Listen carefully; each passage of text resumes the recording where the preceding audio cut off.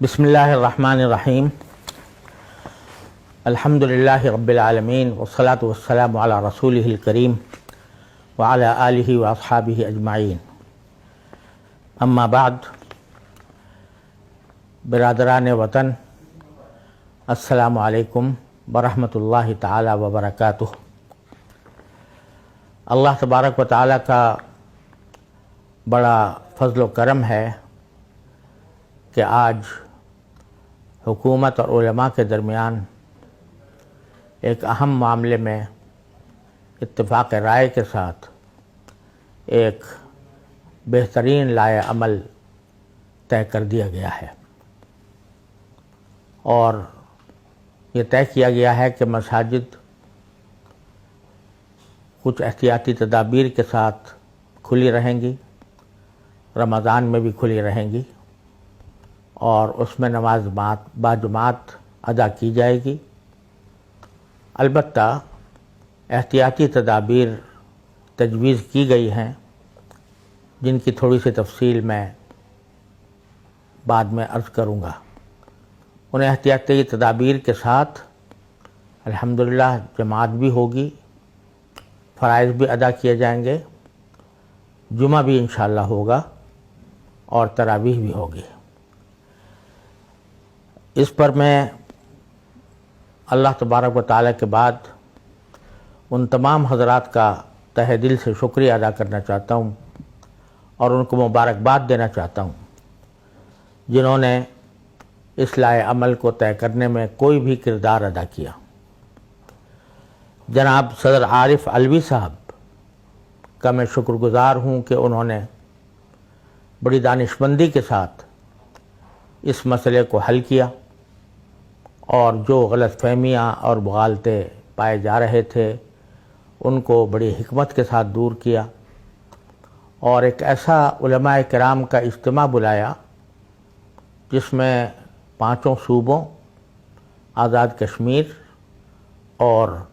इस्लामाबाद के वज़रा भी मौजूद थे, गवर्नर साहिबान भी मौजूद थे और हर तरफ के नुमायाँ तमाम मकातिब फ़िक्र के उलमा मौजूद थे और उसी का नतीजा है कि अल्हम्दुलिल्लाह हम सब एक करारदाद पर मुत्तफ़िक़ हो गए। मैं वज़ीर मज़हबी उमूर जनाब डॉक्टर नूरुल हक़ क़ादरी साहब का भी शुक्रिया अदा करता हूँ जिन्होंने इस इज्तिमा को बेहतरीन तरीक़े से हैंडल किया। मैं गवर्नर सिंध जनाब इमरान इस्माइल साहब का और बाकी चारों सूबों के गवर्नर साहिबान का, वफाकी और सूबाई वज़रा का, तमाम उलमाए किराम जो इस महफ़िल में हाज़िर हुए और तमाम डॉक्टर साहिबान जिन्होंने इन एहतियाती तदाबीर के मुदव्वन करने में मदद फरमाई, मैं उनका तहे दिल से शुक्र अदा करता हूँ और पूरी कौम की तरफ से वो खराज तहसीन के मुस्तहिक़ हैं। अब चूँकि ये एहतियाती तदाबीर शाये कर दी गई हैं, सोशल मीडिया पर भी वायरल हो गई हैं, तो सब के सब उससे पूरी तरह बाखबर हो चुके हैं। इसके बाद अवाम, उलमाए किराम और अइम्मा इज़ाम जो मसाजिद के अइम्मा हैं और मसाजिद की इंतज़ामिया है, अब ज़िम्मेदारी उनके कंधों पर आ पड़ी है कि वो इन एहतियाती तदाबीर को मुकम्मल तौर से खुले दिल के साथ न सिर्फ अपनाएं और इख्तियार करें बल्कि उसके रास्ते में जितनी कोई रुकावटें हैं उनको दूर करने की पूरी कोशिश करें। आवाम को भी चाहिए कि अब बिला वजह शुकोक व शुबहात का शिकार होने के बजाय अपने मसाजिद के अइम्मा से ताउन करें और जिस तरह वो सफ़ बंदी को कहें उस तरह सफ़ बंदी करें और हत्तल इम्कान अपने उन तमाम तदाबीर को इख्तियार करें जो इस एलामिया के अंदर बयान की गई हैं। अगर खुदा ना करे इन तदाबीर पर अमल न किया गया और उसकी वजह से खुदा ना करे कोई नुकसान हुआ تو اس کا بوال اس بات پر ہوگا کہ ہم نے ان احتیاطی تدابیر کی پابندی نہیں کی۔ ہمیں ایک منظم قوم ہونے کی حیثیت سے اس بات کا مظاہرہ کرنا چاہیے کہ الحمدللہ ہم اپنے عبادات پورے جذبہ ایمانی کے ساتھ، لیکن ساتھ ساتھ پورے نظم و ضبط کے ساتھ انجام دینے کے لائق ہیں۔ یہ ہماری خوش قسمتی ہے کہ الحمدللہ ان احتیاطی تدابیر کے ساتھ ہم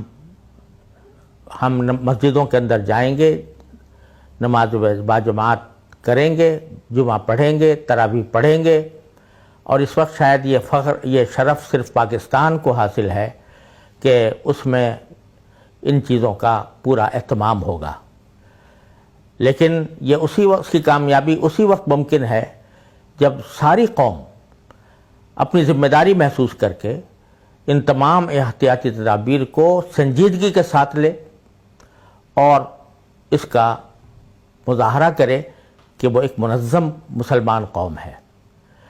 تو اللہ تعالیٰ کے فضل و کرم سے مجھے امید ہے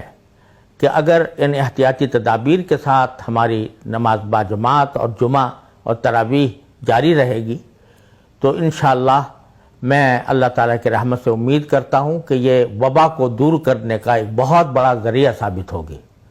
کیونکہ وبا جو کوئی آتی ہے وہ اللہ تعالیٰ کی مشیت سے آتی ہے، اور اگر جاتی ہے تو بھی اللہ تعالیٰ کے فضل و کرم سے جاتی ہے۔ اور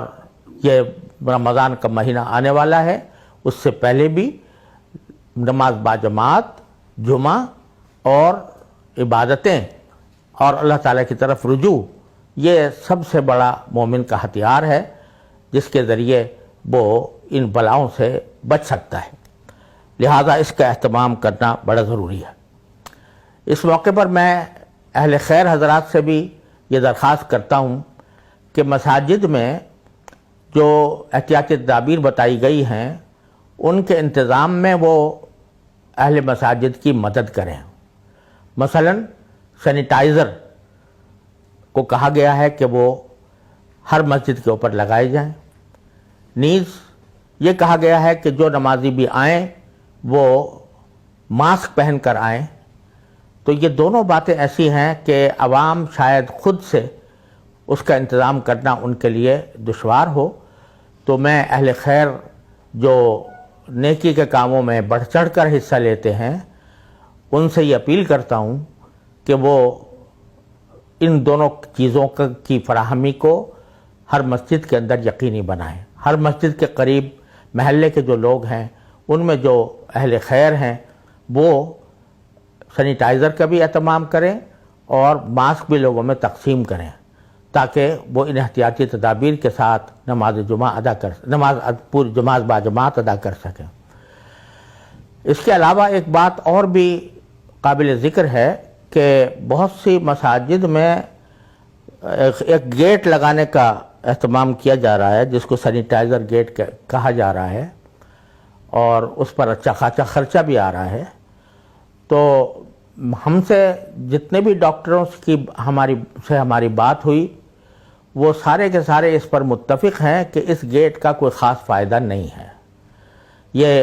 وبا سے بچنے کا کوئی خاص ذریعہ نہیں ہے۔ لہٰذا اس سے بہتر یہ ہے کہ اس پر پیسے خرچ کرنے کے بجائے مساجد کے اندر سینیٹائزر اور لوگوں کو ماسک مہیا کرنے کی خدمت انجام دی جائے۔ اللہ تعالی ہم سب کو ان کاموں کی توفیق عطا فرمائے۔ جو تدابیر اس وقت شائع ہوئی ہیں اس میں دو باتوں کی وضاحت بھی میں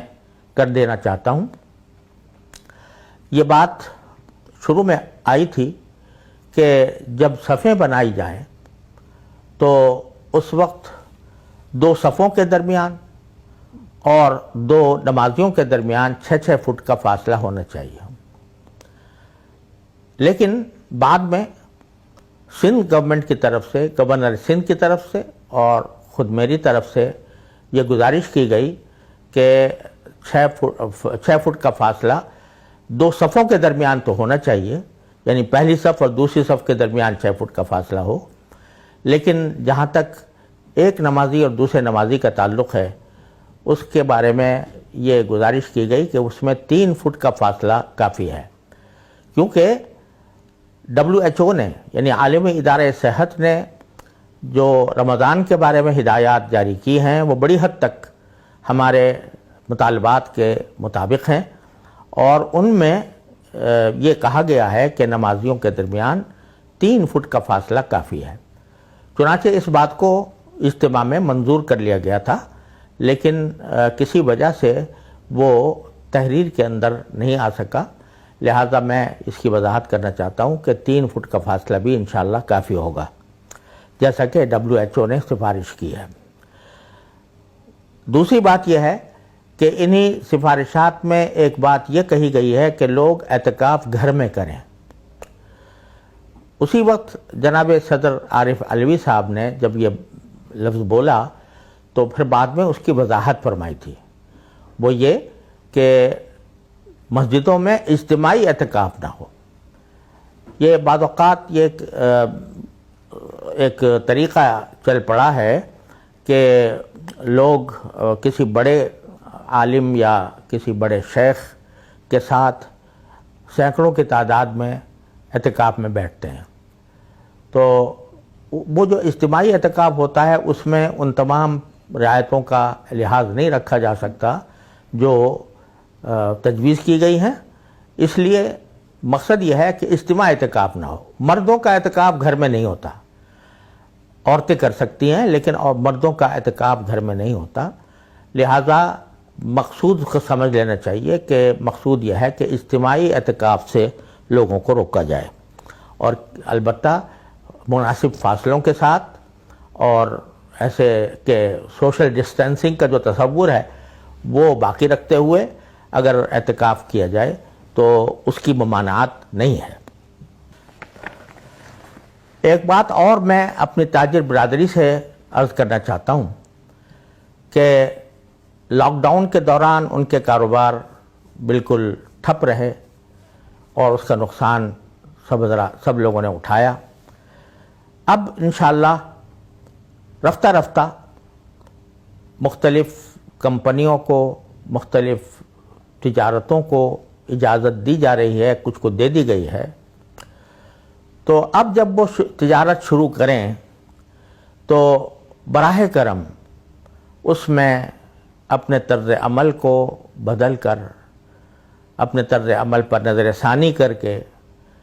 اس بات کا پورا لحاظ رکھیں کہ جو اس تجارت کے شرعی اصول ہیں، دیانت، امانت، دھوکے سے بچنا، رشوت ستانی سے بچنا، اور لوگوں کو تکلیف میں ڈالنے سے بچنا، یہ سارے امور ہیں جو جن کی وجہ سے ہم پر اللہ بچائے یہ وبا مسلط ہوئی ہے۔ اب اگر یہ تجارتیں کھلتی ہیں تو ان کو ہر قسم کی بددیانتی سے، ہر قسم کے کرپشن سے، ہر قسم کی دھوکہ دہی سے بالکل پاک ہونا چاہیے۔ اور اسی طرح میں میڈیا سے اور ذرائع نشر و اشاعت سے بھی اپیل کرتا ہوں کہ براہ کرم وہ اللہ تبارک و تعالیٰ کے اس انعام کو سمجھتے ہوئے وہ اپنے طرز عمل پر نظر ثانی کریں، اور عریانی، فحاشی، بے دینی، ان چیزوں کو میڈیا کے ذریعے یا ذرائع نشر و اشاعت کے ذریعے پھیلانے سے مکمل گریز کریں، تاکہ اللہ تبارک و تعالی ہماری توبہ قبول فرمائے اور ہمیں اس وبا کی آزمائش سے عافیت کے ساتھ نکال دے۔ آخر میں اپنے ان تمام رفقا کا تہہ دل سے شکریہ ادا کرنا چاہتا ہوں جنہوں نے اس نتیجے تک پہنچنے کے لیے جو مہم چلائی گئی تھی اس میں کسی بھی طرح حصہ لیا۔ خاص طور پر مندرجہ ذیل علماء کرام ہیں جن کا اس اعلامیہ کی تیاری میں اور مطالبات کی تیاری میں بڑا حصہ ہے۔ اس میں حضرت مولانا مفتی محمد رفیع عثمانی صاحب رئیس الجامعہ جامعہ دارالعلوم کراچی، حضرت مولانا فضل الرحمان صاحب امیر جمعیت علماء اسلام جنہوں نے ٹیلی فون کے ذریعے ہمیں اپنے آراء سے مستفید فرمایا، حضرت مولانا ساجد میر صاحب جو جماعت اہل حدیث کے امیر ہیں، انہوں نے بھی ہمیں ٹیلی فون سے اپنی رائے کا اظہار فرما کر ممنون فرمایا۔ جناب لیاقت بلوچ صاحب جماعت اسلامی کے، ان کے بھی ہم ممنون ہیں کہ انہوں نے ٹیلی فون پر ہماری رہنمائی فرمائی۔ حضرت مولانا مفتی منیب الرحمان صاحب تنظیم المدارس پاکستان کے جنرل سیکرٹری، وہ اس ساری مہم کے اندر پیش رہے۔ اسی طرح جناب مولانا محمد حنیف جالندھری صاحب جو وفاق المدارس العربیہ کے ناظم اعلیٰ ہیں، انہوں نے بھی ہمارے اجتماع سے فون پر گفتگو کی اور بڑی فعالیت کے ساتھ اجتماع کے آراء سے نہ صرف اتفاق کیا بلکہ اس کے بارے میں انہوں نے دوسرے علماء کرام سے بھی رابطہ کیا، اور انہی کے رابطے کے ذریعے مولانا علامہ نیاز نقوی صاحب جو رابطۃ المدارس الشیعہ کے نمائندے ہیں اور تنظیمات مدارس کے رکن ہیں، ان سے بھی اور دوسرے علماء کرام سے بھی انہوں نے رابطہ کر کے ان کا اتفاق اور ان کی تائید حاصل کی۔ اللہ تعالیٰ ان سب حضرات کو بہترین جزا دنیا و آخرت میں عطا فرمائے۔ اور اسی طرح میں حضرت مولانا ڈاکٹر سید عبدالرزاق صاحب کے صاحبزادے، ان کا شکریہ ادا کرنا چاہتا ہوں۔ مولانا ڈاکٹر عادل خان صاحب جامعہ فاروقیہ، مولانا عبدالوحید صاحب رابطۃ المدارس پاکستان، مولانا شیخ محمد سلفی صاحب وفاق المدارس سلفیہ، مولانا شاہ اویس نورانی صاحب جمعیت علماء پاکستان، مولانا امداد اللہ صاحب جامعۃ العلوم اسلامیہ علامہ بن نوری ٹاؤن، مولانا محمد یوسف قصوری صاحب مرکزی جمعیت اہل حدیث، مولانا راشد محمود سومرو صاحب جمعیت علماء اسلام، جناب محمد حسین مہنتی صاحب جماعت اسلامی، مولانا عبید اللہ صاحب تنظیم علماء پاکستان، مولانا سید نعمان اختر صاحب تنظیم اسلامی پاکستان،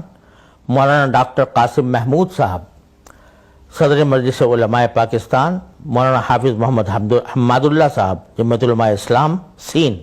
کراچی، مولانا اعجاز مصطفیٰ صاحب امیر عالمی مجلس تحفظ ختم نبوت کراچی، صاحبزادہ علامہ عبد المصطفیٰ اظہری تنظیم المدارس اہل سنت پاکستان، مولانا نعمان نعیم صاحب جامعہ بن نوری عالمیہ سائٹ کراچی،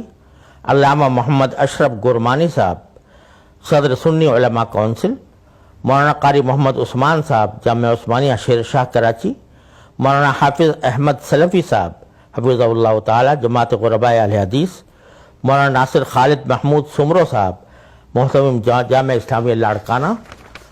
مولانا مفتی عابد مبارک صاحب تنظیم المساجد اہل سنت پاکستان، مولانا محمد انس عادل خان صاحب جامعہ فاروقیہ کراچی، صاحبزادہ علامہ ریحان نعمانی صاحب محتمم دارالعلوم امجدیہ پاکستان، مولانا ڈاکٹر محمد زبیر اشرف عثمانی صاحب، مولانا ڈاکٹر محمد عمران اشرف عثمانی صاحب، مولانا ڈاکٹر حسان اشرف عثمانی صاحب جامعہ دارالعلوم کراچی، مولانا عبدالرشید فاروقی صاحب جمعیت اتحاد علماء جماعت اسلامی، مولانا محمد مستقیم نورانی صاحب ناظم اعلیٰ جمعیت علماء پاکستان، مولانا قاسم عبداللہ صاحب جامعہ حمادیہ، مولانا مفتی رحیم الرحمان صاحب جامعہ گلزار مدینہ، مولانا محمد عبد المنان صاحب نائب مفتی جامعہ دارالعلوم کراچی، مولانا مفتی نذیر جان نعیمی صاحب دارالعلوم مجددیہ نعیمیہ، مولانا عبدالستار مدنی صاحب جمعیت علماء اسلام نظریاتی، مولانا سید عمر الحسن برنی صاحب دارالعلوم نعیمیہ کراچی، مولانا عصمت اللہ حسن زئی صاحب استاد جامعہ دارالقرآن مسلم آباد لانڈھی، مولانا مفتی آصف سعید قادری صاحب چیئرمین نور القرآن اسلامک اکیڈمی، مولانا اقبال احمد صاحب جامعہ مدینہ العلوم حقانیہ، علامہ توقیر مصطفی صاحب جامعۃ المصطفیٰ رضویہ، مولانا عبداللہ نجیب الحق صاحب جامع مسجد بیت المکرم کراچی، مولانا مفتی محمد غوث صابری صاحب جمعیت علماء پاکستان، مولانا مفتی علی زمان صاحب جمعیت اتحاد علماء کراچی، مولانا سیف اللہ خالد صاحب حفظہ اللہ تعالی، نمائندہ مولانا اقبال اللہ صاحب۔ میں ٹیلی فون پر جن حضرات سے ہمیں رہنمائی حاصل ہوئی ان میں ایک نام میرے ذہن سے نکل گیا تھا، وہ مولانا حامد الحق صاحب ہیں جو حضرت مولانا سمیع الحق صاحب رحمۃ اللہ علیہ کے صاحبزادے ہیں اور جمعیت علماء اسلام سین کے امیر ہیں، اور جامعہ دارالعلوم حقانیہ اکوڑا خٹک سے ان کا تعلق ہے۔ انہوں نے بھی اپنی گرم جوش تائید اور اپنی رہنمائی سے ہمیں نوازا۔ اس کے علاوہ میں جناب چودھری شجاعت حسین صاحب کا بھی شکریہ ادا کرنا ضروری سمجھتا ہوں کہ انہوں نے ہمارے موقف کی برملا تائید کی، اور چودھری پرویز الہی صاحب نے خاص طور پر تبلیغ جماعت کے سلسلے میں جو شکوک و شبہات تھے ان کو دور کیا۔ اللہ تعالیٰ ان سب کو دنیا و آخرت میں بہترین جزا عطا فرمائے۔ اللہ تعالیٰ ہمارے گناہوں کو معاف فرمائے، ہمیں اثر نو عبادات ادا کرنے اور عبادات کی روح پر عمل کرنے اور اپنے دین کی طرف واپس آنے کی توفیق عطا فرمائے، اور اس کے ذریعے اللہ تعالیٰ ہم سے اس وبا کی آزمائش کو جلد از جلد دور فرما دے۔ وآخر دعوانا ان الحمد للہ رب العالمین۔